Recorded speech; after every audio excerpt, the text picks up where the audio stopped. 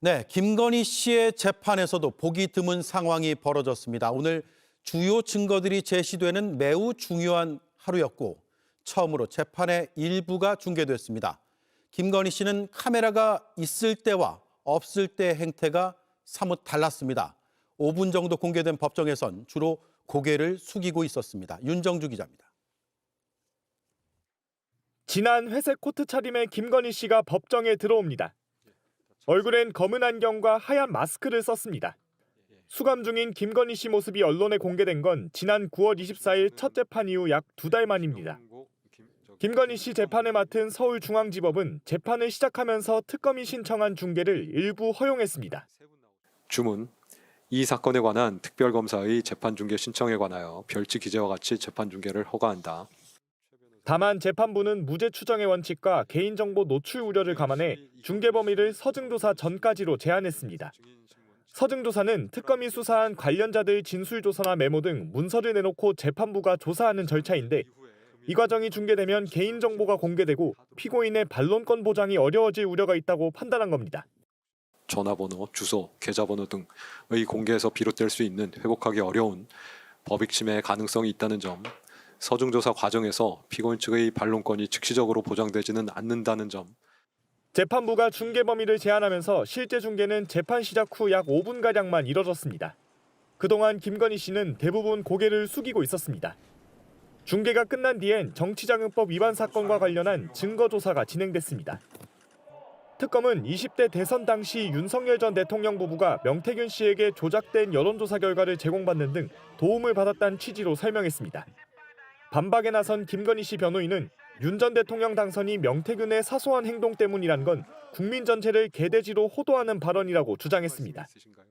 JTBC 윤정주입니다.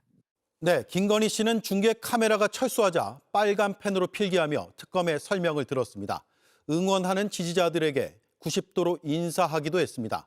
그런데 오후 들어서 갑자기 건강상 이유를 들어 퇴정, 즉 법정을 나가겠다고 했습니다.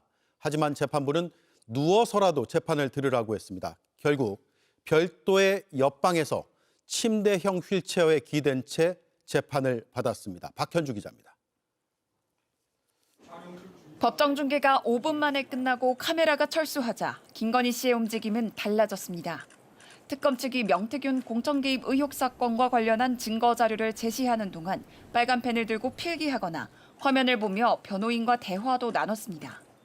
오전 재판이 끝나고 잠시 퇴정할 땐 지지자들의 힘내란 응원의 방청석을 향해 90도로 허리를 숙여 인사했습니다. 하지만 이런 분위기는 오후 들어 바뀌었습니다. 특검 측이 김기현 전 국민의힘 대표를 언급하는 건진법사의 문자를 제시하자 김 씨 변호인은 돌연 퇴정을 요청했습니다. 김 씨가 오늘 재판에 나올 때도 어지러워 몇 번 넘어졌는데 상태가 좋지 않아 돌려보내야 한다는 이유에서였습니다. 하지만 재판부는 김 씨가 있어야 재판을 진행할 수 있다며 받아들이지 않았습니다. 대신 침대형 휠체어를 법정으로 들여와 누운 채로 재판을 들을 수 있도록 했습니다. 김 씨는 법정 옆 대기 공간으로 이동해 휠체어에 몸을 기대고 별다른 말 없이 재판에 참여했습니다. 김 씨의 발언은 다음 달 3일 열릴 결심 공판에서 나올 전망입니다. 이날 피고인 신문과 최후 진술, 특검의 구형이 함께 이뤄집니다. 특검은 피고인 신문에 한해 중계를 신청했습니다. 재판부가 받아들인다면 김 씨의 발언을 직접 영상으로 확인할 수 있게 됩니다. JTBC 박현주입니다. 올 8월 처음으로 특검에 나온 김건희 씨는 사과부터 했습니다. 저같이 아무것도 아닌 사람이 이렇게 심려를 끼쳐서 진심으로 죄송합니다. 수사 잘 받고 나오겠습니다. 그러면서 모든 혐의를 부인했습니다. 하지만 김건희 씨의 그림자 유경옥 씨가 샤넬백을 들고 와 다른 물건으로 바꿀 때 응대한 매장 직원의 법정 증언은 구체적이었습니다. 수화기 너머로 걸걸한 여성의 목소리가 들려왔고 나중에 검색해보니 김 씨의 목소리와 비슷했다고 했습니다. 특검은 바꾼 물건, 샤넬 신발 등은 가죽에 사용감이 있었다고 했습니다. 선물의 전달자 건진법사는 종교인으로서 계속 거짓말을 할 수 없다며 선물을 전달할 때마다 김건희 씨와 통화했고 잘 받았단 말을 들었다고 자백했습니다. 그라프 목걸이와 샤넬백 실물도 제출했습니다. 그러자 김건희 씨는 돌연 2022년 4월과 7월 802만 원과 1,270만 원짜리 샤넬백 2개를 받았다고 인정했습니다. 이 2개를 합한 것보다 훨씬 비싼 그라프 목걸이는 부인했습니다. 그러면서 청탁이 전달된 적 없고 배우자인 대통령 직무권한과도 무관하다고도 했습니다.